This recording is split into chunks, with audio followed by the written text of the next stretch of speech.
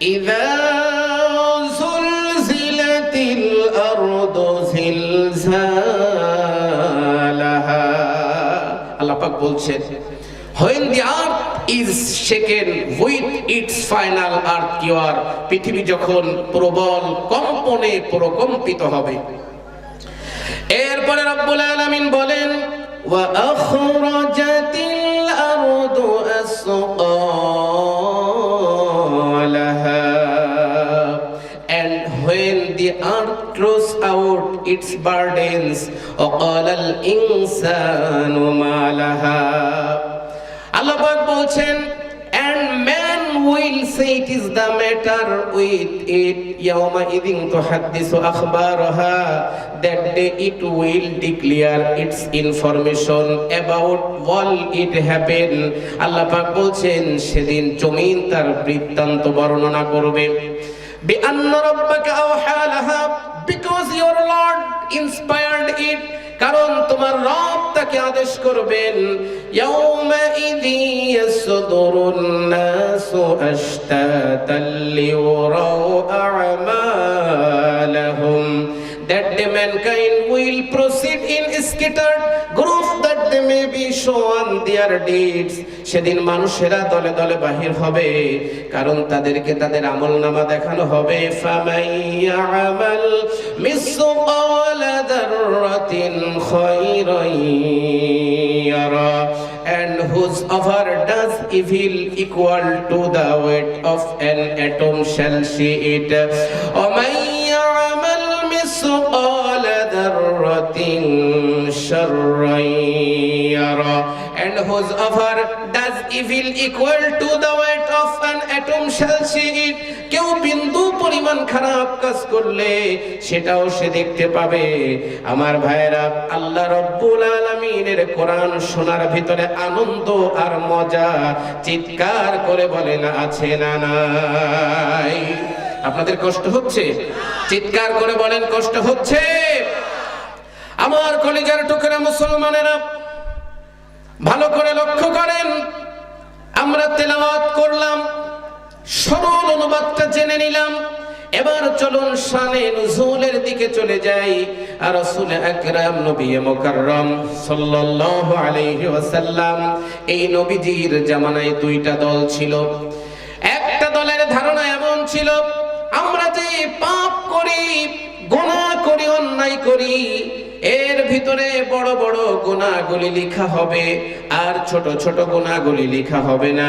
অন্য দলের ধারণা এমন ছিল, আমরা যে বড় বড় দান করি, অনেক টাকা, ভালো ভালো কাজ করি, আমাদের সওয়াব লিপিবদ্ধ করা হবে।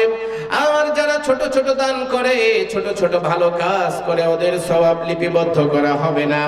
এই দুইটা দলকে কেন্দ্র করে আরশের মালিক আল্লাহ রাব্বুল আলামিন সূরাতুল জিলজালকে নাজিল করে দিলেন। চিৎকার করে বলেন সুবহানাল্লাহ।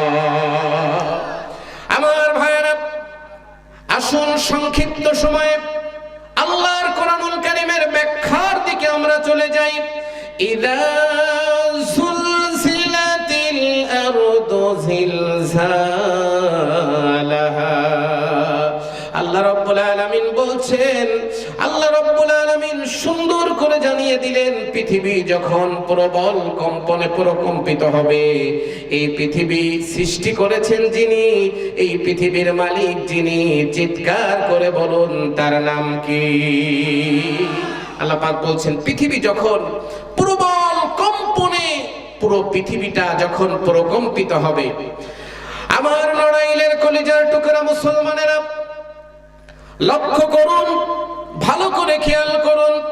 কয়েকদিন আগে তুরস্ক এবং সিরিয়াতে ভূমিকম্প হয়েছে, অথচ Bangladesh, Bharat, Nepal, Pakistan, Japan, German, Switzerland, Canada, Bangkok, Malaysia, এই সমস্ত জায়গায় ভূমিকম্প হয়নি। অথচ আল্লাহ রাব্বুল আলামিন বলছেন, তোমাদের সামনে এমন একটি ভূমিকম্প আসবে, ইযা যুলজিলাতিল আরদু জিলজালাহা, একটা ভূমিকম্পে ওয়ান টাইম সমগ্র পৃথিবীটা কেঁপে উঠবে। আমার কলিজার টুকরা মুসলমানের, আল্লাহ রাব্বুল আলামিন সূরা হজের ভিতরে বলছেন, ইয়া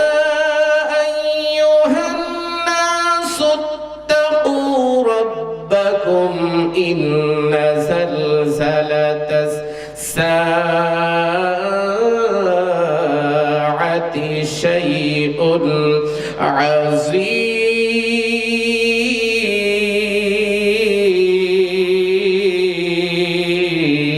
আযীম। জোরে বলুন আল্লাহু আকবার।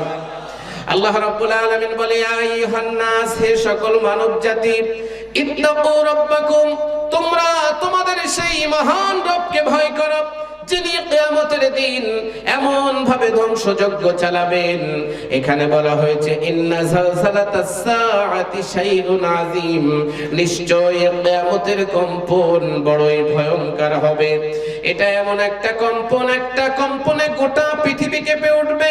আমার ভাইরা, বারমুডা ট্রায়াঙ্গল, মারিয়ানা ট্রেঞ্চ পর্যন্ত পৃথিবীর 228টি রাষ্ট্র কেঁপে উঠবে, 1 মিনিটের ভিতরে কেঁপে উঠবে। আর সেই ঘটনা ঘটবে তখন ইসরাফিল আলাইহিস সালাম সিংহায় ফুৎকার দিবেন যখন। মহান আল্লাহ পাক একজন ফেরেশতা বানিয়েছেন, এই ফেরেশতার নাম হলো হযরত ইসরাফিল আলাইহিস সালাম। আমার ভাইরা, কিয়ামত আরম্ভ হওয়ার সময়ে ইসরাফিল আলাইহিস সালাম সিংহায় ফুৎকার দিবেন মোট 2 বার। প্রথমবার যখন সিংহায় ফুৎকার দিবেন, এই পৃথিবীতে যারা জীবিত আছে সব জীবিত মানুষগুলি কানের পর্দা ফেটে 1 মিনিটের ভিতরে পৃথিবীর জমিন থেকে বিদায় নিয়ে চলে যাবে। আমার মুসলমান ভাইরা, প্রথমবার সিংহায় ফুৎকার দেওয়ার পরে এই পৃথিবীর উপরে দাঁড়িয়ে থাকা বহুতল ভবনগুলা, আমেরিকার হোয়াইট হাউস, এরপরে ভারতের বিধানসভা, আবুধাবির বুর্জ আল খলিফা, সৌদি আরবের the Mecca royal clock tower, Dhaka শহরের 25 তলা 26 তলা বিল্ডিং গুলি 1 মিনিটের ভিতরে, সেকেন্ডের ভিতরে মাটির সঙ্গে মিশে যাবে, বালু হয়ে যাবে সবকিছু। আল্লাহ রাব্বুল আলামিন বলছেন, প্রথমবার সিংহায় ফুৎকার দেওয়ার পরে পাহাড়গুলোর অবস্থা কি হবে? আল্লাহ পাক বলছেন, ইয়াউমা তারজুফুল আরদু ওয়াল জিবালু ওয়া কানাতিল জিবালু কাসীবাম মাহিলা। চিৎকার করে বলুন আল্লাহু আকবার। আমার মুসলমান ভাইরা, প্রথমবার সিংহায় ফুৎকার দেওয়ার পরে ওয়াকানাতিল জিবালু কাসীবাম মাহিলা, প্রথমবার সিংহায় ফুৎকার দেওয়ার পরে পাহাড়গুলা বালুর মতো উড়ে যাবে। অন্য আয়াতে রব্বুল আলামিন বলেন, ওয়াতাকুনুল জিবালু কাল ইহনিল মানফুশ। আল্লাহ পাক বলছেন যে পাহাড়গুলা সেদিন তোলার মতো উড়ে যাবে, কিচ্ছু থাকবে না, সবকিছু লন্ড ভন্ড, চূর্ণ বিচূর্ণ, ছিন্ন ভিন্ন, তছ নছ মেসাকার হয়ে যাবে, কিছুই টিকে থাকবে না। শুধুমাত্র টিকে থাকবেন একজন। চিৎকার করে বলেন, তিনি কে? আওয়াজ করে বলেন, তিনি কে? আল্লাহ রাব্বুল আলামিন সুন্দর করে জানিয়ে দিলেন, কুল্লু মান আলাইহা ফানি ওয়া ইয়াবকা ওয়াজহু রাব্বিকা যুল জালালি ওয়াল ইকরাম। আল্লাহ পাক বলেন, কিছুই থাকবে না, শুধুমাত্র টিকে থাকবেন আরশে আজিমের মালিক। কিছুই যখন থাকবে না, কলিজার টুকরা নড়াইলবাসী, কিছুই যখন টিকে থাকবে না, তখন আল্লাহ রাব্বুল আলামিন এই পৃথিবীকে উদ্দেশ্য করে বলবেন, ইয়া দুনিয়া, হে পৃথিবী, আইনা সাজারুকি, তোমার বৃক্ষগুলো আজকে কোথায়? এরপরে আল্লাহ রাব্বুল আলামিন বলবেন, আইনা জিবালুকি, হে দুনিয়া, তোর উপরে দাঁড়িয়ে থাকা বিশাল বিশাল পাহাড়গুলো আজকে কোথায়? এরপরে আল্লাহ পাক বলবেন, আইনা আনহারুকি, তোর উপরে প্রবহমান থাকা আটলান্টিক মহাসাগর আর প্রশান্ত মহাসাগর গুলা কোথায়? কোনো জবাব আসবে না। আমার ভাইরা, আল্লাহ পাক বলবেন, হে দুনিয়া, তোর উপরে থাকা টাকাওয়ালা পয়সাওয়ালা গুলা কোথায়? আজকে নড়াইলের জমিনেও টাকার গরম, চিৎকার করে বলেন, আছে না নাই?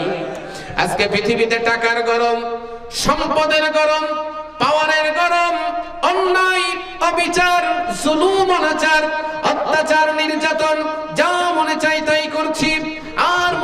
বলছি, আইন আমার হাতে, আদালত আমার হাতে, দেশ আমার হাতে, প্রশাসন আমার হাতে, পৃথিবী আমার হাতের মুঠোয়। অথচ আল্লাহ রাব্বুল আলামিন বলছেন এগুলো সেদিন কোনোই কাজে আসবে না। আল্লাহ পাক বলবেন, হে দুনিয়া, তোর উপরে থাকা অহংকারী জালেম শাসকগুলো আজকে কোথায়? যারা জুলুম করে ক্ষমতায় টিকে থাকতো, জনগণ চাইতো না, এরপরও ক্ষমতা ছাড়তো না, এই জালেম শাসকগুলো আজকে কোথায়? কোনো জবাব আসবে না। আল্লাহ রাব্বুল আলামিন তখন বলবেন, লিমানিল মুলকুল ইয়াউম। আল্লাহ বলবে আজকের দিনে রাজত্ব কার? কোনো জবাব আসবে না। অতঃপর আল্লাহ পাক বলবেন, লিল্লাহিল ওয়াহিদিল কাহ্হার। চিৎকার করে বলুন আল্লাহু আকবার। আল্লাহ রাব্বুল আলামিন বলবেন আজকের দিনে একমাত্র ক্ষমতার অধিকারী আমি আল্লাহ। এই জন্য কলিজার টুকরা মুসলমানেরা, পৃথিবীর যত রাষ্ট্র আছে, রাষ্ট্রপ্রধান আছে, জাতিসংঘ আছে, সমস্ত নেতারা যদি এক হয়ে আমার আল্লাহর বিরুদ্ধে যদি যুদ্ধ ঘোষণা করে, আল্লাহর কি কোনো ক্ষতি করতে পারবে নাকি? জোরে বলেন।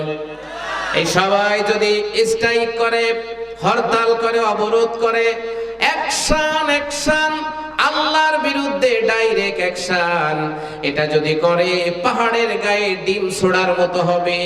আমার আল্লাহর পশমের ক্ষতিও করতে পারবে না। জোরে বলেন ঠিক না বেঠিক?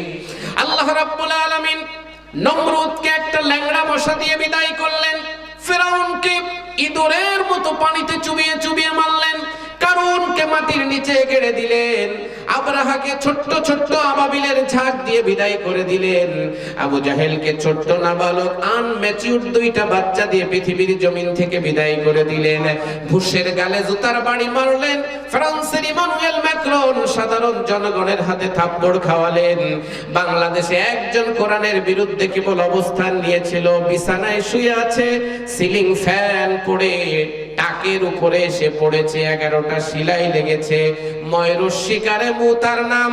আমার ভাইরা, এখনো যদি কেউ কোরআনের বিরুদ্ধে অবস্থান নেয়, ওদেরকে একটা উগনি পোকা দিয়ে ধ্বংস করার ক্ষমতা আল্লাহ রাব্বুল আলামিনের। চিৎকার করে বলেন আছে না নাই?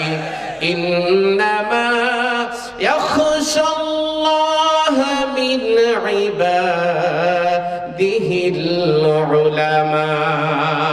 আল্লাহর জমিনে আমার আল্লাহকে সব চাইতে বেশি ভয় করে যারা, বাংলার জমিনের উলামায়ে কেরাম, তারা আলেম যারা আল্লাহকে ভয় করে তারা। ইন্নাল উলামা ওয়ারাসাতুল আম্বিয়া, আলেম যারা আল্লাহর কাছে সব চাইতে সম্মানিত তারা। কিন্তু আমার ভাইরা, আমাদেরকে হুজুরদেরকে ধরার বিভিন্ন কায়দায় চলিতেছে কৌশল। আমার ভাইরা, কিন্তু আলেমদেরকে হেফাজত করার মালিক একজন। চিৎকার করে বলেন তিনি কে? আমার মুসলমান ভাইরা, যারা কোরআনের কথা বলে, ইসলামের কথা বলে, আল্লাহর কথা বলে, আল্লাহর জমিনে আল্লাহর দ্বীন কায়েমের আন্দোলনের কথা বলে, যাদের মাহফিলে হাজার হাজার জনতা উপস্থিত হয়ে যায়, এদেরকে বিনা কারণে বিরোধিতা করে। বিশ্বনবী সাল্লাল্লাহু আলাইহি ওয়াসাল্লাম যখন 3 বছর জেলখানা থেকে আল্লাহর নবী জেল খেটে যখন বের হলেন, মক্কার চাতালে দাঁড়িয়ে বললেন, ও মক্কার জনগণ, কোন অপরাধে তোমরা আমাকে জেলের ভিতরে দিলে?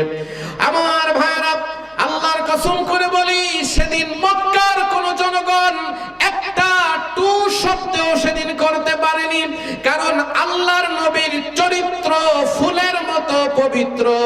এই বিশ্বাস, এই স্লোগানের প্রতি 100 বিশ্বাস, জোরে বলেন আমাদের আছে না নাই? Submit the reference, document, evidence from the Holy Quran. আল্লাহ পাক বলছেন, ওয়া ইন্নাকা লাআলা খুলুকিন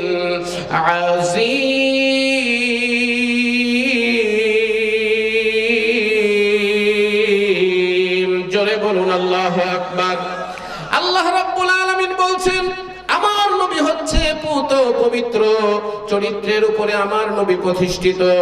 আমার ভাইরা, বিশ্ব নবী জেলখানা থেকে বের হওয়ার পরে কেউ নবীকে অপরাধী বলতে পারলো না, নবীর একটা খুদও ধরতে পারলো না। আমার মনে হয় সৌদি আরবে যারা রাজতন্ত্র নিয়ে ক্ষমতায় আছে ওরা ওদের মন মতোই দেশটা চালায়, আর ক্ষমতা ধরে রাখার জন্য ইসরায়েল আর আমেরিকাকে জামায়াদর করে রাখে। আর যারা ইসলামের পক্ষে ওই মক্কার 9 জন ইমামও যদি কথা বলে ওদেরকেও জেলখানায় দেয়। ওই ইয়াজিদের বংশধর তামাম পৃথিবীতে চিৎকার করে বলেন আছে না নাই? আমার দেশে আমার ভাইরা এমন আলেম ওলামা জেলখানায় আছে, ওরা যদি মুক্ত হয়ে এসে যদি বলে কেন বাংলার জনগণ তোমরা আমাকে জেলখানায় দিলে, আমার ভাইরা আমার মনে হয় 68,000 গ্রামের বাংলাদেশ, 56,000 বর্গ মাইলের এই বাংলাদেশে বাংলার জনগণ মক্কার জনগণের মতো কোনো জবাব দিতে পারবে না। জোরে বলেন ঠিক না বেঠিক? যখন আমির হামজা এসে ময়দানে ওয়াজ করছে ওনার মুখ থেকেই শোনা, গতকালকে একটা ভিডিও দেখলাম, বলে top two button A to Z আমার বিরুদ্ধে যত মামলা সব মিথ্যা মামলা। আমার ভাইরা এখনো যারা জেলে আছে ওদেরকেও যদি ছেড়ে দেয় ওরাও এসে বলবে যত মামলা আমাদের বিরুদ্ধে সব মিথ্যা মামলা। কারণ সত্যিকার আলেম ওলামা যারা, তারা কখনো প্রকৃত আলেম যারা কখনো অন্যায় করতে পারে না। জোরে বলেন ঠিক না বেঠিক? এই জন্য নড়াইলের কলিজার টুকরা মুসলমানেরা আল্লাহর কোরআনের ময়দানে স্পষ্ট ভাষায় কোরআন হাতে নিয়ে বলতে চাই, বাংলাদেশের ইতিহাসের দিকে তাকান। বঙ্গবন্ধু শেখ মুজিবুর রহমানকে সপরিবারে উইকেট ফেলে দেওয়া হলো, সবাই বিদায় নিল ধানমন্ডির 32 নম্বর বাড়িতে। আল্লাহর কসম, একজন বাংলার জমিনের কোন আলেম ওলামা এই হত্যাকাণ্ডের সাথে পরোক্ষ এবং আমার ভাইরা ডিরেক্ট ভাবে কেউ জড়িত ছিল না, প্রত্যক্ষ ভাবেও ছিল না, পরোক্ষ ভাবেও ছিল না। এরপরে বাংলার জমিনে জিয়াউর রহমানকে হত্যা করা হলো, এই হত্যার সঙ্গেও কোনো আলেম ওলামা জড়িত ছিল না। বাংলাদেশের জাতীয় 4 নেতাকে হত্যা করা হলো, এখানেও কোনো আলেম ওলামা জড়িত ছিল না। এই বাংলার জমিনে বিডিআর বিদ্রোহ হলো, এই বিডিআর বিদ্রোহে কোনো আলেম ওলামা জড়িত ছিল না। এই বাংলার জমিনে পিলখানা হত্যাকাণ্ড হলো, পিলখানা হত্যাকাণ্ডে কোনো আলেম ওলামা জড়িত ছিল না। হলিয়ার টিজানে হামলা হলো, হলিয়ার টিজানের হামলার সাথে কোনো আলেম ওলামা জড়িত ছিল না। বাংলার জমিনে সাগর রুনিকে হত্যা করা হলো, কোনো আলেম ওলামা জড়িত ছিল না। এই বাংলার জমিনে খাদিজাকে কুপিয়ে রক্তাক্ত করেছে বদরুল নামের ডিজিটাল জানোয়ার, এখানেও কোনো আলেম ওলামা জড়িত ছিল না। ভালো করে মনে রাখেন কলিজার টুকরা নড়াইলবাসী, এই বাংলার জমিনে সোনালী ব্যাংকের লক্ষ লক্ষ টাকা ভল্ট থেকে চুরি হয়েছে, কোনো আলেম ওলামা জড়িত না। রিজার্ভ ব্যাংক ডাকাতি হয়েছে, কোনো আলেম ওলামা জড়িত না। হলমার্ক কেলেঙ্কারির সাথে কোনো আলেম ওলামা জড়িত না। শেয়ার বাজার দুর্নীতির সাথে কোনো আলেম ওলামা জড়িত না। ইউরোপ আমেরিকাতে অর্থ পাচার করে দেশটাকে দেউলিয়া বানিয়ে দেওয়া হচ্ছে, এখানেও কোনো আলেম ওলামা জড়িত না। আমার ভাইরা কানাডাতে নিজের দেশের টাকা পাচার করে বেগম পাড়া বানানো হচ্ছে, এখানেও কোনো আলেম ওলামা জড়িত না। শুধু তাই নয়, কলিজার টুকরা মুসলমানেরা ভালো করে লক্ষ্য করেন, টেকনাফ থেকে তেতুলিয়া, রূপসা থেকে পাথুরিয়া, সুন্দরবন থেকে বান্দরবন, রামগঞ্জ থেকে পঞ্চগড়, স্বাধীনতা যুদ্ধের পর থেকে আমি কোরআন হাতে নিয়ে চ্যালেঞ্জ করে বলতে পারি, এমন কোন দুর্ঘটনা কেউ দেখাতে পারবে না যেই দুর্ঘটনার সঙ্গে হকপন্থী কোন আলেম ওলামা জড়িত আছে, এমন প্রমাণ কেউ দেখাতে পারবে না, পারবে না, পারবে না। জোরে বলেন ঠিক না বেঠিক? জোরে বলেন ঠিক আছে না নাই? আলেমদেরকে তারা জঙ্গিবাদের তকমা দিয়ে কিভাবে জেলখানায় ঢোকানো যায়, আলেমদেরকে কিভাবে লাঞ্ছিত করা যায়, আলেমদেরকে কিভাবে অপমানিত করা যায়, মসজিদ আর মাদ্রাসাকে কিভাবে বন্ধ আর নিয়ন্ত্রণ করা যায়, এই জন্য তারা বলে ইসলামে জঙ্গিবাদের কোনো জায়গা নাই। এই জঙ্গিবাদ শব্দটি ব্যবহার করে মহাগ্রন্থ আল কোরআনের শাশ্বত বিধান জিহাদের 600 আয়াতকে তারা অস্বীকার করতে চায়, আর অস্বীকার করার মাধ্যমে ইসলামের অগ্রযাত্রাকে তারা বন্ধ করে দিতে চায়। কিন্তু ইসলাম হেফাজতের মালিক, জোরে বলেন কে? আওয়াজ করে বলেন কে? মুসলমান ভাইরা মনে রাখবেন, ইসলাম বাংলার জমিনে কচুরি পানার ন্যায় ভেসে আসেনি, আলেম ওলামা কচুরি পানার ন্যায় ভেসে আসেনি, মসজিদ মাদ্রাসা কচুরি পানার ন্যায় ভেসে আসেনি। ইসলাম এসেছে উত্তপ্ত ময়দানে রক্তের স্রোতে ভেসে। মনে রাখবেন আমার ভাইরা, লক্ষ লক্ষ মুসলমানের কবরের উপর দিয়ে, লাশের উপর দিয়ে রক্তের বন্যায় ভেসে বাংলার জমিনে ইসলাম এসেছে। তার বাস্তব প্রমাণ আমি আপনাদের সামনে বলছি। আলজেরিয়ার জমিনের দিকে তাকান, উকবা বিন নাফির লাশ পড়ে আছে। লিবিয়ার জমিনে ওয়াইফি আনসারীর লাশ পড়ে আছে। আফ্রিকার জমিনে ফজল বিন আব্বাসের লাশ পড়ে আছে। ইতালির জমিনে আবু তালহা আনসারীর লাশ পড়ে আছে। মিশরের জমিনে আমর বিন আসের লাশ পড়ে আছে। দামেস্কের জমিনে হযরতে বেলালের লাশ পড়ে আছে। ইরাকের জমিনে হযরতে আব্বাসের লাশ পড়ে আছে। আমার ভাইরা, বাগদাদের জমিনে যায়েদ বিন হারিসার লাশ পড়ে আছে। উফার জমিনে হযরতে আলীর লাশ পড়ে আছে। হিমসের জমিনে খালিদ বিন ওয়ালিদের লাশ পড়ে আছে। বসরার জমিনে হযরতে আনাসের লাশ পড়ে আছে। সামারকান্দের জমিনে কুসুম বিন আব্বাসের লাশ পড়ে আছে। তিউনিসিয়ার জমিনে আবুল বাকা আনসারীর লাশ পড়ে আছে। উহুদের জমিনে আল্লাহর নবীর সাহাবী লাশ পড়ে আছে। বদরের জমিনে আল্লাহর নবীর সাহাবী লাশ পড়ে আছে। খন্দকের জমিনে আল্লাহর নবীর সাহাবী লাশ পড়ে আছে। খাইবারের জমিনে আল্লাহর নবীর সাহাবী লাশ পড়ে আছে। ইয়ারমুকের জমিনে আল্লাহর নবীর সাহাবী লাশ পড়ে আছে। তাবুকের জমিনে আল্লাহর নবীর সাহাবীর লাশ পড়ে আছে। তায়েফের জমিনে আল্লাহর নবীর সাহাবী লাশ পড়ে আছে। গারকাদের জমিনে আল্লাহর নবীর সাহাবী লাশ পড়ে আছে। জান্নাতুল মুআল্লা আল্লাহর নবীর সাহাবী লাশ পড়ে আছে। জান্নাতুল বাকিতে আল্লাহর নবীর সাহাবী লাশ পড়ে আছে। জর্ডানের পাহাড়ে মুআজ ইবনে জাবালের লাশ পড়ে আছে। অতএব কোরআনের ময়দানে স্পষ্ট ভাষায় বলতে চাই, লক্ষ লক্ষ মুসলমানের রক্তের বিনিময়ে বাংলার জমিনে ইসলাম এসেছে, কোরআন এসেছে। সুতরাং ইসলামকে যারা জঙ্গিবাদ বলে ইসলামের অগ্রযাত্রাকে বন্ধ করে দিতে চাইবে, আমরা প্রয়োজনে বুকের তাজা রক্ত রাজপথে ঢেলে দিয়ে আমরা শহীদ হতে রাজি আছি। এরপরও ইসলামকে ভুলুণ্ঠিত হতে দেব না, ধ্বংস হতে দেব না, কোরআনকে অপমান হতে দিব না। প্রস্তুত আছেন কারা কারা? দুইটা হাত উঁচু করে আমার আল্লাহকে দেখান তারা। নারে তাকবীর, নারে তাকবীর। আমার মুসলমান ভাইরা, কাম টু মাই পয়েন্ট। চলুন আমরা দ্বিতীয় আয়াতের দিকে চলে যাই। এখনো 7টি আয়াত আছে বাকি, আমি আপনাদেরকে দেব না ফাঁকি। আমি আপনাদের সামনে আস্তে আস্তে করে কোরআনের কথাগুলো বলতে চাই। আপনাদের যদি অনুমতি পাই, আমার কলিজার মুসলমানেরা, কোরআন শুনতে আপনারা কি রাজি আছেন ভাই? আছেন তো ইনশাআল্লাহ? হাত নামান মুসলমানেরা। আল্লাহ পাক দ্বিতীয় আয়াতের ভিতরে বলছেন, ওয়া আখরাজাতিল আরদু আসকালাহা। আল্লাহ রাব্বুল আলামিন বলছেন, and when the earth throws out its burdens, জমিন তার সব কিছুকে বাহির করে দিবে। আমার কলিজার টুকরা মুসলমানেরা, এখন আসুন, জমিন তার ভূগর্ভ থেকে কি বাহির করবে? এই আয়াতের ব্যাখ্যায় মুফাসসিরগণ লিখেছেন, 3টা ব্যাখ্যা করেছেন। 1 নম্বর হলো, জমিন তার ভিতরে লুকিয়ে থাকা সমস্ত খনিজ সম্পদগুলো বাহির করে দিবে। 2 নম্বরে, এই জমিনের নিচে যত মরা মানুষ ঘুমিয়ে আছে সব মানুষগুলোকে জমিন বাহির করে দিবে। 3 নম্বর হলো, জন্ম থেকে মৃত্যু পর্যন্ত আমরা যত কথাবার্তা বলেছি, কাজকর্ম করেছি, এগুলোর রেকর্ডিং এর স্তূপ জমিনের নিচে জমা হয়ে আছে। ইসরাফিল আলাইহিস সালাম দ্বিতীয়বার সিংহায় ফুৎকার দিবেন যখন, রেকর্ডিং এর স্তূপগুলো জমিনের উপরে চলে আসবে, তখন সমস্ত সুইজারল্যান্ডের সুইস ব্যাংকের ভল্টের মিলিয়ন, বিলিয়ন, ট্রিলিয়ন, চিলিয়ন, অক্টিলিয়ন টাকাগুলি সেদিন উড়তে থাকবে কাঁঠাল পাতার মতো, বড়ই পাতার মতো উড়তে থাকবে।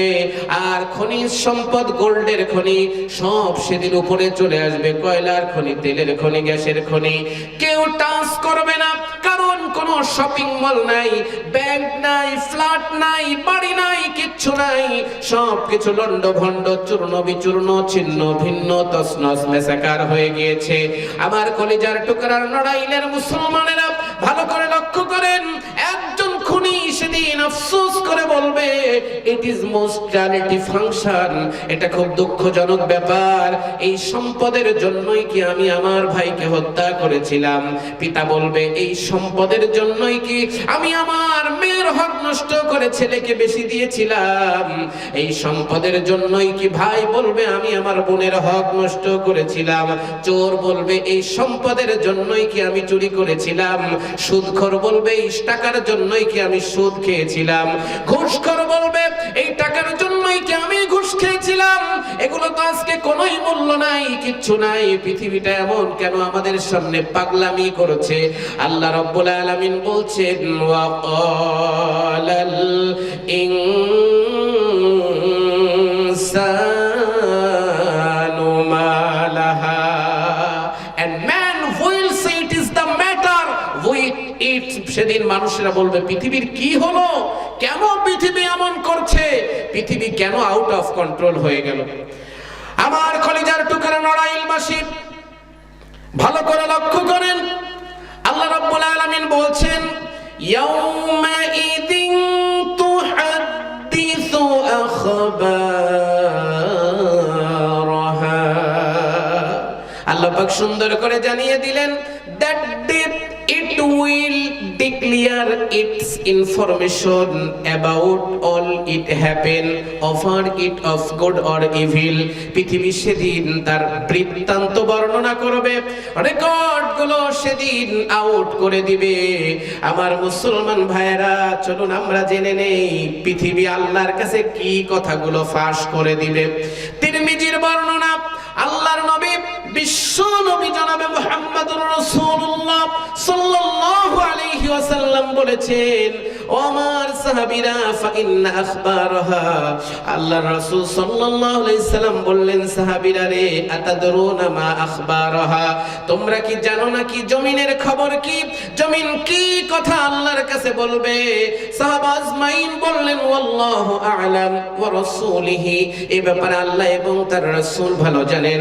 ইন দ্য মেন টাইম বিশ্ব নবী বললেন, ফাইন্না আখবারহা আন তাশহাদা আলা কুল্লি আবদিন আও আমালিন বিমা আমিলা আন যহরিহা তাকুনু কাযা ওয়া কাযা। আল্লাহর নবী বললেন, সাহাবীরা, এই জমিনের উপরে চলাফেরা করে মানুষ যত অপকর্ম করেছে, মানুষ যত ভালো কর্ম করেছে, কিয়ামতের দিন জমিন সব কিছু খুলে খুলে আমার আল্লাহর কাছে বর্ণনা করে দিবে। আমার কলিজার টুকরা মুসলমানেরা, এই হাত দিয়ে আপনি কোথায় কি করেছেন, হাত আল্লাহর কাছে সাক্ষী দিবে। এই হাত দিয়ে আপনি কত দাড়িওয়ালা মানুষকে পিটিয়েছেন, এই হাত দিয়ে আপনি কত আলেমদের সঙ্গে বেয়াদবি করেছেন, এই হাত দিয়ে আপনি কত আলেমদের হাতে হাত কড়া পরিয়েছেন আর পায়ে ডান্ডা বেড়ি লাগিয়েছেন, এই হাত দিয়ে সাংবাদিকতার নামে কলম ধরে সাংঘাতিকতা করে ইসলামের বিরুদ্ধে, আলেমদের বিরুদ্ধে কত রিপোর্ট পেশ করেছেন। কিয়ামতের ময়দানে হাত আল্লাহর কাছে সাক্ষী দেওয়ার ক্ষমতা, চিৎকার করে বলেন, আছে না নাই? আল-ইয়াউমা নাখতিমু আলা আফওয়াহিহিম ওয়া তুকাল্লিমুনা আইদিহিম ওয়া তাশহাদু আরজুলুহুম বিমা কানু ইয়াকসিবুন। হাত আপনার বিরুদ্ধে সাক্ষী দিবে। এই হাত দিয়ে কত এতিমের মাল আপনি মেরে খেয়েছেন। আমার মুসলমান ভাইরা, আরে এতিমের মাল যারা মেরে খায়, এদের জন্য যেই সেকশন জাহান্নামের তৈরি হয়ে যায়, এই সেকশনের নাম হলো সাঈর নামক সেকশন। জাহান্নামের 7টি স্তরের ভিতরে সাঈর, সাকার, লাযা, জাহিম, জাহান্নাম, হুতামা, হাবিয়া, এর ভিতরে সাঈর নামক জাহান্নাম আল্লাহ পাক তাদের জন্য তৈরি করে দেয়। কলিজার টুকরা নড়াইলের মুসলমানেরা, আল্লাহ রাব্বুল আলামিন সুন্দর করে এতিমের ব্যাখ্যা করলেন। তাফসীরের ভিতরে আসছে, এতিম হলো 9 প্রকার। 1 নম্বরের এতিম হলো তারা, এই পৃথিবীর জমিনে যারা পিতা মাতা হারা, যারা 1 নম্বরের এতিম হলো তারা। 2 নম্বরের এতিম হচ্ছে আমার ভাইরা দায়িত্বশীল যারা, এই দায়িত্বশীলদের কাছে অধীনস্থ যারা তারা হলো এতিম। একজন বাড়ির মালিকের কাছে তার বাড়ির কর্মচারী হলো এতিম। একটা ফ্যাক্টরির এমডির কাছে আমার ভাইরা তার ফ্যাক্টরির কর্মচারীরা হলো এতিম। একটা বাড়ির মালিকের কাছে তার জমিতে যে কিষানগুলো কাজ করে, জনেরা কাজ করে, তারা হলো এতিম। কলিজার টুকরা মুসলমানেরা ভালো করে লক্ষ্য করেন, আমি আপনাদেরকে বোঝাতে চাই, এই জন্য আপনার অধীনস্থ যারা থাকবে, আপনার সন্তান, আপনার স্ত্রী, তাদের সাথে আপনার ভালো ব্যবহার করা লাগবে। মুসলমান ভাইয়েরা আমার, কুকুরের মতো আচরণ আপনি করতে পারবেন না, তাদের সাথে উত্তম আচরণ তাদেরকে আপনার উপহার দেওয়া লাগবে। আল্লাহর নবী, বিশ্ব নবী সাল্লাল্লাহু আলাইহি ওয়াসাল্লাম তার অধীনস্থদের সাথে কেমন আচরণ করেছেন, চলুন আমরা জেনে নেই। বিশ্ব নবী সাল্লাল্লাহু আলাইহি ওয়াসাল্লামের প্রাণের বিবি খাদিজা, খাদিজাতুল কুবরা রাদিয়াল্লাহু তাআলা আনহা, এই খাদিজার একটা গোলাম ছিল, একটা দাস ছিল। এই দাসের নাম হলো যায়েদ ইবনে হারেসা। বিশ্ব নবীর সঙ্গে বিবাহ হলো। আল্লাহর নবীর সামনে এসে দাঁড়ালো আর বলল, প্রাণের স্বামী, আপনার হেল্পিং হ্যান্ড হিসাবে, আপনার গোলাম হিসাবে আমার এই দাসী যায়েদকে আমি আপনাকে উপহার দিয়ে দিলাম। আমার ভাইয়েরা, বিশ্ব নবীর সঙ্গে 10 বছর যায়েদ থাকলো। এরপরে যায়েদের আপন মা বাবা খবর পেয়ে গেল, কারা যেন চুরি করে যায়েদকে মুহাম্মাদের বাড়িতে রেখে দিয়েছে। আল্লাহর প্রিয় নবী বিশ্ব নবী জনাবে মুহাম্মদুর রাসূলুল্লাহ সাল্লাল্লাহু আলাইহি ওয়াসাল্লামের কাছে আমার ভাইরা তারা চলে আসলো ব্রিফকেস ভর্তি টাকা নিয়ে। ইন দা মেন টাইম আল্লাহর নবীকে বলল, ও মুহাম্মদ বিন আব্দুল্লাহ, আমি জানি তোমার বংশ ভালো, তোমার গোড়া ভালো, তুমি এসেছো, তুমি মুহাম্মদ বিন আব্দুল্লাহ, তুমি ইব্রাহিমের বংশধর, তুমি ইসমাইলের বংশধর, তুমি অনেক ভালো মানুষ। আমাদের সন্তান যায়েদকে আমাদের কাছে ফিরিয়ে দাও, বিনিময়ে টাকা নাও, স্বর্ণ নাও, হীরা মণি মুক্তা জহরত, যা মনে চাই তাই নাও। আল্লাহর নবী বললেন, কিচ্ছু চাই না, আমি যায়েদকে আপনাদের সামনে আনছি। যায়েদ যদি আপনাদের সাথে যেতে চায় তাহলে আমার কোনো আপত্তি নাই, আর যায়েদ যদি থেকে যেতে চায় তাহলে আপনাদেরকে এটা মেনে নিতে হবে। তারা বলল, মুহাম্মদ তুমি তো উত্তম কথা বলেছো। আমার নড়াইলের কলিজার টুকরা মুসলমানেরা, যায়েদকে ডাকা হলো। আর বিশ্বনবী বলল, যায়েদ তুমি কি এই দুই ব্যক্তিকে চেনো কিনা?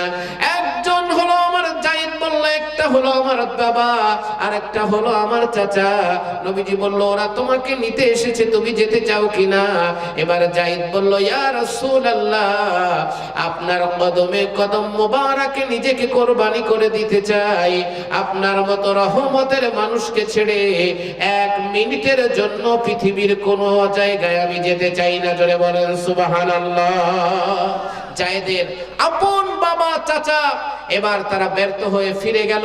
যায়েদ রাসূলকে ভালোবেসে থেকে গেল। আর রাসূল বলল যে, যায়েদ ইবনে হারেসা, আজকের থেকে তোকে আমি আমার সন্তান, পালক পুত্র বলে তোকে আমি ঘোষণা দিলাম, সার্টিফিকেট প্রদান করলাম। চিৎকার করে বলেন সুবহানাল্লাহ। আমার মুসলমান ভাইয়েরা, দায়িত্বশীল কেমন ছিল ভালো করে লক্ষ্য করেন। এমন দায়িত্বশীল রাসূলের আন্ডারে 10 বছর থাকার পরে রাসূলকে এই সার্টিফিকেট দিল।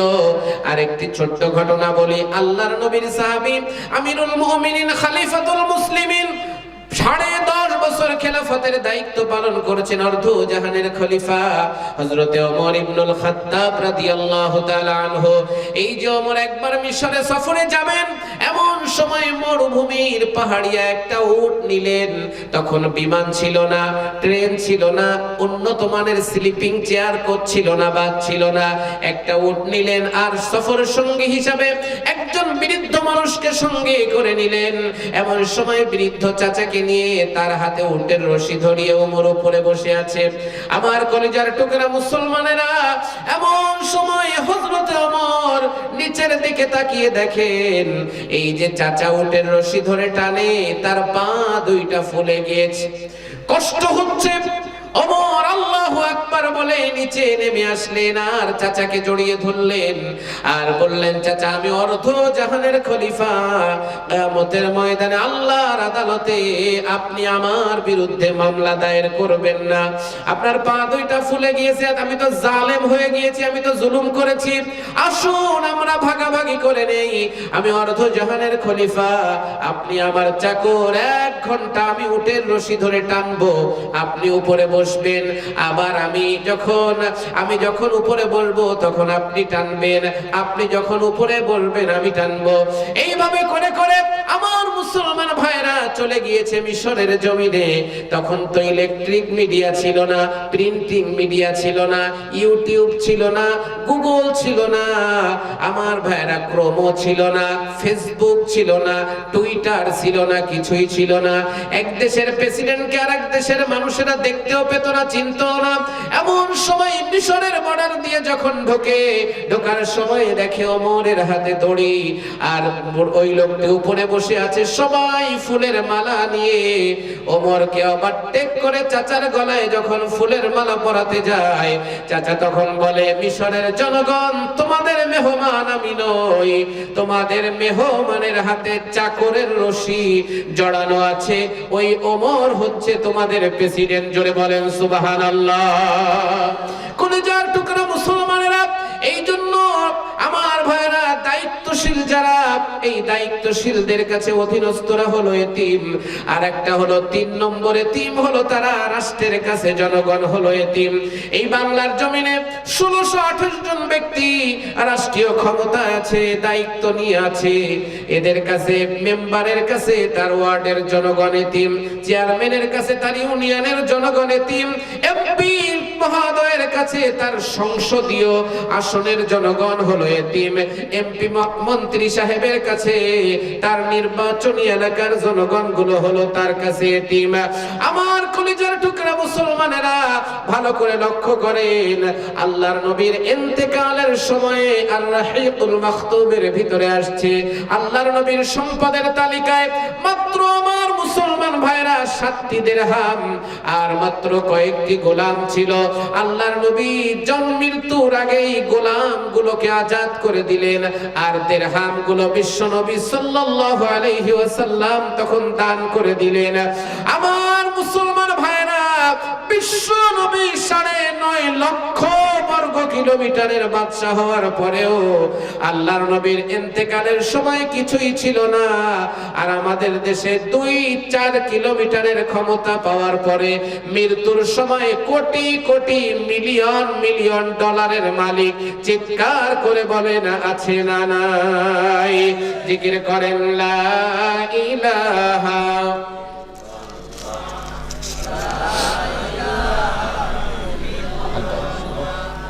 আদায় আছে লা ইলাহা ইল্লাল্লাহ মুহাম্মাদুর রাসূলুল্লাহ। চিৎকার করে বলেন সাল্লাল্লাহু, আওয়াজ করে বলেন সাল্লাল্লাহু আলাইহি ওয়াসাল্লাম। কষ্ট হচ্ছে আপনাদের? আগে শুনতাম রাজার ছেলেরা রাজনীতি করে ভিটা মাটি বিক্রি করে ফকির হয়ে যেত, জনগণের খেদমতে সব খরচ করে ফেলতো। আর এখন হয়েছে তার উল্টা, ফকিরের গোষ্ঠী রাজনীতি করে কানাডার বেগম পাড়াতে গিয়ে ফ্ল্যাট কিনে বাড়ি তৈরি করে, ব্যাংক ভর্তি টাকা জমায়।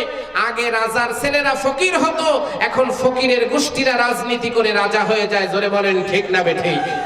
এই জন্য বঙ্গবন্ধু শেখ মুজিবুর রহমান ধানমন্ডির 32 নম্বর বাড়ির ফ্ল্যাটের 2য় তলায় বসে আছে। ইন দ্য মেন টাইম বঙ্গবন্ধুর জীবনী পড়ে দেখুন, একজন গ্রাম্য কৃষক গিয়েছে বঙ্গবন্ধুর সঙ্গে দেখা করবে। আমার কলিজার মুসলমানেরা, যাওয়ার পরে বাড়ির কেয়ারটেকার ডাক দিয়ে বলছে, বঙ্গবন্ধুর সাথে আমি দেখা করতে চাই। বলল দাঁড়াও, অনুমতি নেওয়া লাগবে। উপরে গিয়েছে অনুমতি নেওয়ার জন্য, উপরে যে বলছে, স্যার একজন গ্রাম্য লোক এসেছে আপনার সাথে দেখা করতে চায়। বঙ্গবন্ধু ডাক দিয়ে বলছে এই 20টা টাকা দিলাম, এই টাকা দিয়ে ওকে এখন বিদায় করো, আমি এখন রাষ্ট্রীয় কাজে ব্যস্ত আছি। কেয়ারটেকার 2 তলা থেকে 8টা 10টা সিঁড়ির ধাপ নিচে নামবে, এমন সময় চিন্তা করে দেখে যে এই যে 20 টাকার একটা নোট আমি পেলাম, এটা পুরোটাই আমি দিয়ে দেব ওই গ্রাম্য লোককে, কেমন হয়ে যায়? আমারও তো হক আছে। আমার ভাইরা এখন কি করেছে, 20 টাকার নোট পকেটে ঢুকিয়ে ফেলেছে। পকেটে ঢুকিয়ে ফেলে 10 টাকার একটা নোট বের করে ওই লোকটির কাছে এনে দিয়ে বলে, ভাই টাকা নে আর তুই বিদায় হয়ে যা। লোকটি বলছে, দে টাকা, দে টাকা নিয়েছে। কেয়ারটেকারকে ধাক্কা দিয়ে সাইডে ফেলে দিয়ে গড়গড় করে উঠে চলে গিয়েছে উপরে, যে ডাক দিয়ে বলছে, স্যার এই নেন আপনার টাকা, এই 10 টাকার লোভে আমি আসিনি, এসেছি আপনার ভালোবাসায় আপনাকে ফল খাওয়ানোর জন্য। ওই টাকার নোট দেখে বঙ্গবন্ধুর মাথা গরম হয়ে গেছে, বলছে সিটারি করার জায়গা পাও না, একটু আগে 5 মিনিট এখনো হয়নি দিলাম 20 টাকার নোট, তুমি ফেরত দিলে আমার 10 টাকার নোট, যদি দিতেই হয় পুরোটাই ফেরত দাও। এবার কৃষক বলে, স্যার আল্লাহর কসম করে বলি আপনার কেয়ারটেকার তো আমারে 10 টাকাই দিয়েছে, আপনার বিশ্বাস না হয় আপনি চেক করেন আমারে। বন্ধুরা আমার, ভাইরা আমার, বঙ্গবন্ধু বিচক্ষণ একজন মানুষ, উনি মাথাটা নিচের দিকে দিয়ে চিন্তা করলেন, এই উপরের থেকে নিচে পর্যন্ত যেতে গিয়ে যদি 20 টাকার নোট যদি 10 টাকা হয়ে যায়, মাত্র কয়টা সিঁড়ি? 8টা থেকে 10টা সিঁড়ি নামতে গিয়ে যদি টাকা যা দিলাম বাজেট যদি অর্ধেক হয়ে যায়, সংসদ থেকে বিল পাস হয়ে ওটা ইউনিয়ন পরিষদ পর্যন্ত যেতে যেতে তো কিছুই থাকবে না, আর যখনই থাকবে না তখনই রডের বদলে বাঁশ দিয়ে রাস্তা ঢালাই হবে।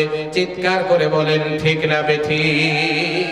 বঙ্গবন্ধু ইসলামিক ফাউন্ডেশন বানালেন, বিভিন্ন ইসলামী জিনিস তৈরি করলেন মানুষের ঈমানকে মজবুত করার জন্য, যাতে করে চুষে না খায়, রাষ্ট্রের সম্পদ যাতে করে মেরে না দেয়। আমার কলিজার টুকরা মুসলমানেরা ভালো করে লক্ষ্য করেন, এরপর আমরা দেখেছি একবার যে ক্ষমতায় যায় সারা জীবনের আখের সে জমিয়ে নেয়। এক বাড়িতে একজন চাকর থাকতো, এই চাকরটা প্রতিদিন বাড়ির মালিকের টাকা মেরে খেত। কলিজার টুকরা মুসলমানেরা একদিন 1 টাকা দিয়েছে আর দিয়ে বলেছে যে একটা চকলেট কিনে নিয়ে আয়, চকলেটের দাম ও 1 টাকা, আর দিয়েছে ও 1 টাকা। এমন সময় ও বাজার থেকে চকলেট কিনে নিয়ে চিন্তা করে, আজকে তো আর টাকা আমার মারা হবে না। আগে তো চকলেট দেখতাম আমরা এরকম পেঁচানো থাকতো কাপড়ের মতো, চকলেটটা বাজার থেকে খুলে বাজারের দোকানের সামনে দাঁড়িয়ে চকলেট মুখের ভিতরে ঢুকিয়ে দিয়েছে, চুষা আরম্ভ করেছে। একেবারে চাটতে চুষতে বাড়ির মালিকের সামনে আসছে, আস্তে করে চকলেটটা বের করে নিয়ে আবার ভাইরা আবার লুঙ্গি দিয়ে মোছা দিয়ে প্যাকেট করে এনে মালিকের হাতে দিয়েছে। মালিক ডাক দিয়ে বলছে, বেটা প্রতিদিন তুমি আমার বাড়ির টাকা মেরে খাও, আজকে আর তোমার টাকা মারা তোমার কপালে জোটেনি, আজকে তুমি ফাঁকা পড়ে গিয়েছো, আজকে আর তুমি আমাদের হক নষ্ট করতে পারোনি। এখন চাকর ডাক দিয়ে বলে, মালিক আপনি কি আমাকে এতই কাঁচা মনে করেছেন? টাকা পাইনি তা কি হয়েছে? ওই চকলেট আমি একেবারে খালি ছেড়ে দেয়নি, ও চাটা দিয়ে তারপরে আপনার হাতে দিয়েছি। আজও বাংলার জমিন সহ তামাম পৃথিবীতে যাদের হাতে রাষ্ট্রীয় সম্পদের ক্ষমতা আসে, ও চাটা না দিয়ে তারা সহজে ছাড়ে না। চিৎকার করে বলেন ঠিক না বেঠিক? জিকির করেন লা ইলাহা ইল্লাল্লাহ, লা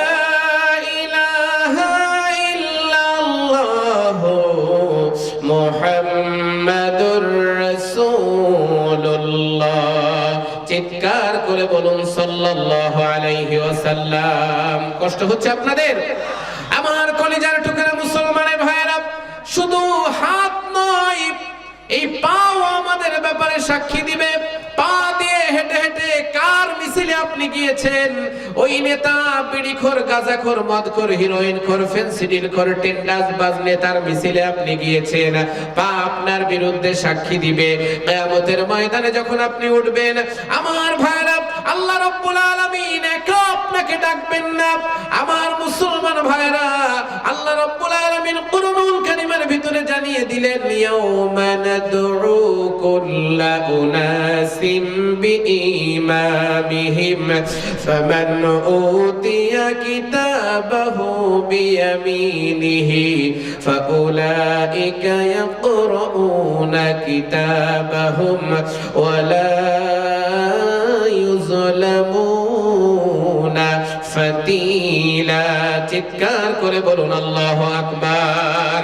আল্লাহ রাব্বুল আলামিন বলছেন, remember the day when you shall call together all human beings with their respective imam, so whose offer is given his record in his right hand, such will read their records and they will not be dealt with unjust in the least. আল্লাহ পাক বলছেন, স্মরণ করো সেই দিনের কথা যেদিন প্রত্যেক ব্যক্তিকে তার দলের নেতা সহ ডাক দেওয়া হবে। তাহলে আগে যাবে নেতা, তারপরে যাবে কর্মী। এই জন্য নেতা ভালো হওয়া দরকার। জোরে বলা লাগবে, আছে না নাই? আপনার নেতা যদি হয় দেওয়ানবাগির মতো ভুঁড়ি আর হাইব্রিড জাতের মত যদি আপনার নেতা হয়, নামাজ নাই, রোজা নাই, কালাম নাই, কিচ্ছু নাই, এই নেতার পিছনে যদি আপনি ঘোরেন, জাহান্নাম ছাড়া উপায় নাই। আমার মুসলমান ভাইয়েরা ভালো করে লক্ষ্য করেন, কিয়ামতের ময়দানে আল্লাহ রাব্বুল আলামিন বলছেন, আপনার শরীরের প্রত্যেকটা অঙ্গ প্রত্যঙ্গ আপনার বিরুদ্ধে সাক্ষী দিবে। আল্লাহ পাক সুন্দর করে জানিয়ে দিলেন, হাত্তা ইদা জাউহা শাহিদা আলাইহিম সামউহুম ওয়া আবসারুহুম ওয়া জুলুদুহুম বিমা কানু ইয়ামালুন। জোরে বলুন আল্লাহু আকবার। আমার মুসলমান ভাইরা, কান, যেই কান দিয়ে আপনি শুনেন, এই কান আপনার বিরুদ্ধে সাক্ষী দিবে। যেই চোখ দিয়ে আপনি দেখেন, এই চোখ আপনার বিরুদ্ধে সাক্ষী দিবে। যেই টেস্টিং মেশিন, যেই জিহ্বা আপনার স্বাদ আস্বাদন করেন, এই জিহ্বা আপনার বিরুদ্ধে সাক্ষী দিবে। এই জন্য এই যে পার্টস গুলি আছে হিউম্যান বডির ভিতরে, এই পার্টস গুলিকে হালাল আর পবিত্র রাখার প্রয়োজনীয়তা জোরে বলে না, আছে না নাই? বন্ধুরা আমার, ভাইরা আমার, আল্লাহ রাব্বুল আলামিন সেদিন এই অঙ্গ প্রত্যঙ্গের জবান খুলে দিবেন, তারা কথা বলবে। আমরা মনে করতে পারি কেন কথা বলবে? বিআন্না রাব্বাকা আওহা লাহা। আল্লাহ রাব্বুল আলামিন বলছেন, because your Lord inspired it, কারণ তোমার রব সেদিন তাকে আদেশ করবেন। 6 নম্বর আয়াতের ভিতরে আল্লাহ পাক বলছেন, ইয়াউমা ইযি ইয়াসদুরুন নাসু আশতাতাল লিয়ুরাউ আমালাহুম। আল্লাহ রাব্বুল আলামিন বলছেন, that the mankind will proceed in scattered groups that they may be shown their deeds. সেদিন মানুষেরা দলে দলে বাহির হবে, কারণ তাদেরকে তাদের আমলনামা দেখানো হবে।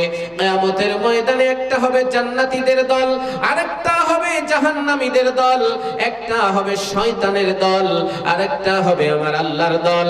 একটা হলো মুহাম্মদ বিন আব্দুল্লাহর দল, আরেকটা হলো আবু জাহেলের দল।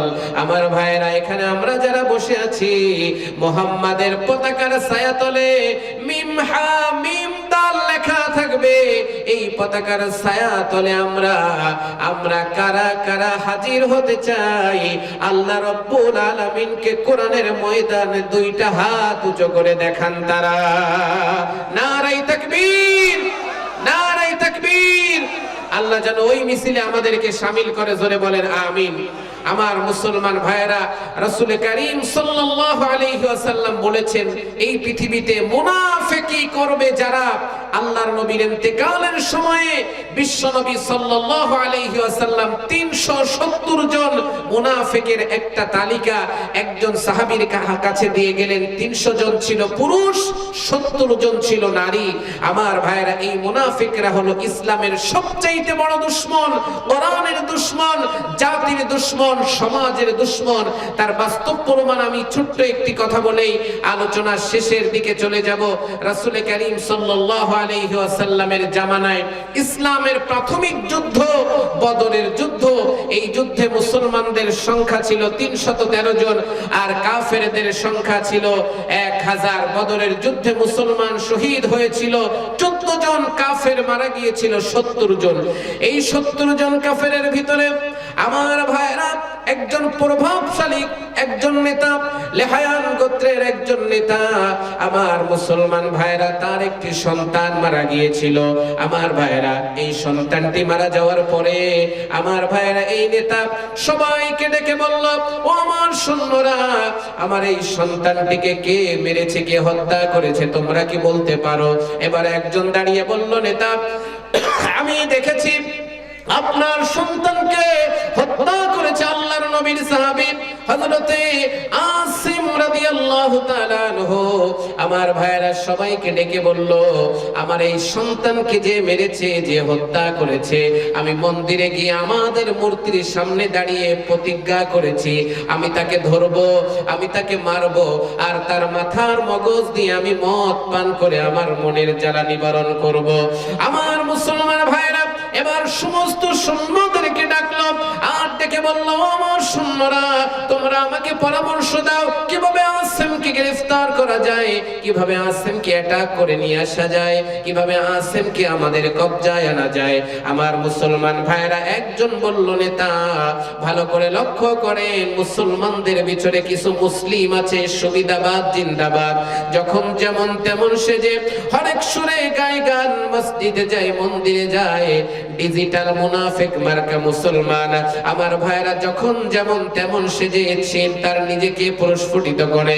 আমার কলিজার টুকরা মুসলমানেরা ভালো করে লক্ষ্য করেন, তারা বলল এই মুসলমানদেরকে যদি কিছু আর্থিক সুবিধা দেওয়া যায়, যদি তাদেরকে কিছু টাকা পয়সা দেওয়া যায়, তাহলে তারা আসিমকে আমাদের কাছে এনে দিবে, লেহায়ান গোত্রের পাহাড়ের কাছে এনে দিবে। টাকা ভর্তি ব্রিফকেস নিয়ে চলে গেল।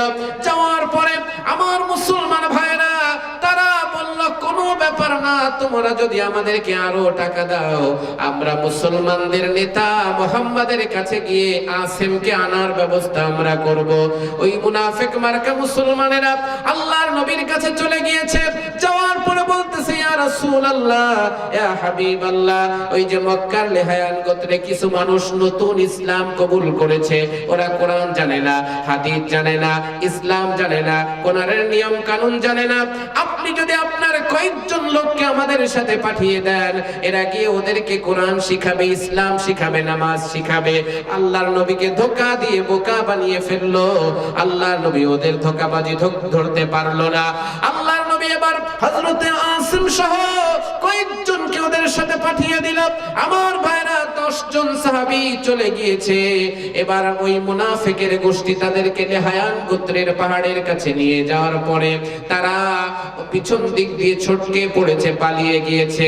আমার কলিজার টুকরা মুসলমানেরা কাফেরের গোষ্ঠী আল্লাহর নবীর সাহাবীদেরকে ঘিরে ফেলেছে। আসিম বলতেছে, ও আমার ভাইরা, আমরা অনেক বড় বিপদে পড়ে গিয়েছি, তাড়াতাড়ি করে যদি জীবন বাঁচাতে চাও পাহাড়ের চূড়ায় গিয়ে আশ্রয় নাও।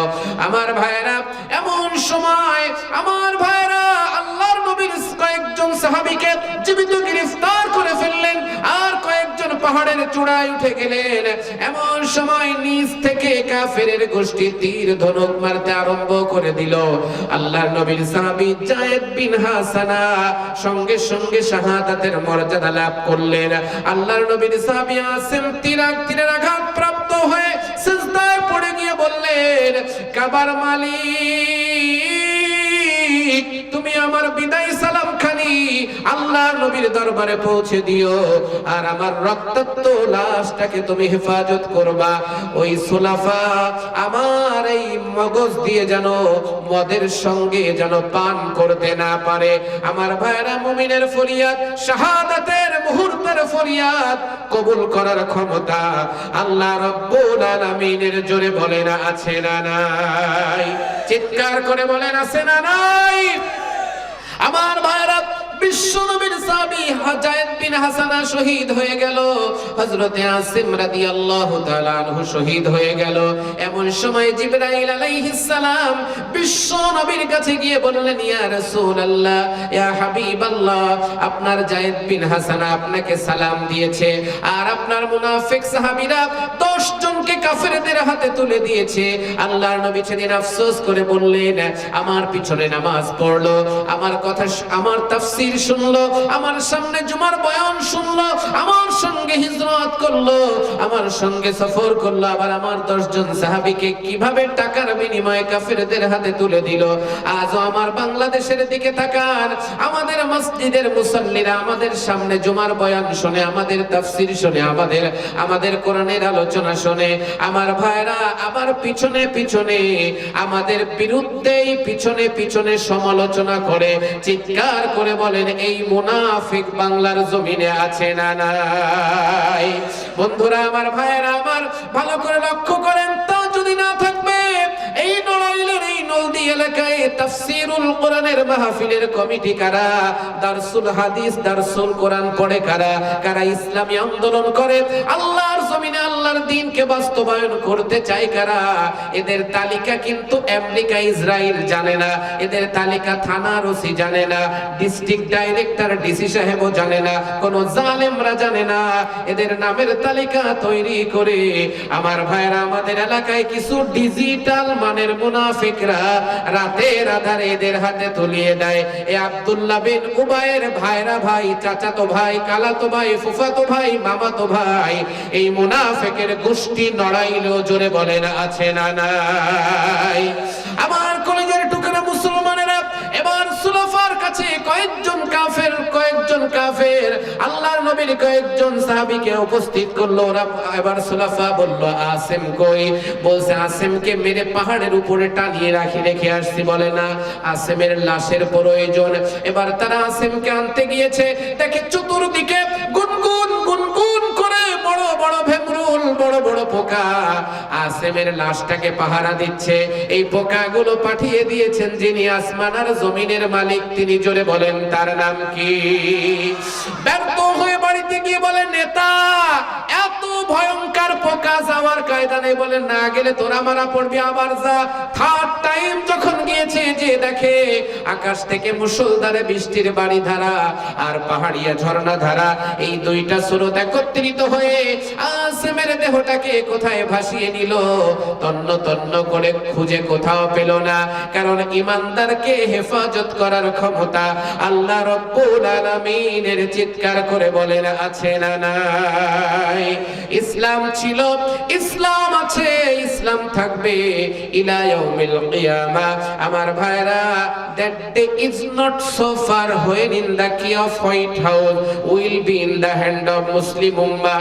সেদিন বেশি দূরে নয়, আমেরিকার হোয়াইট হাউসের চাবিও আল্লাহ মুসলমানদের হাতে উঠায় দেবে। এই ক্ষমতা আল্লাহ রাব্বুল আলামিনের। জোরে বলেন আছে না নাই?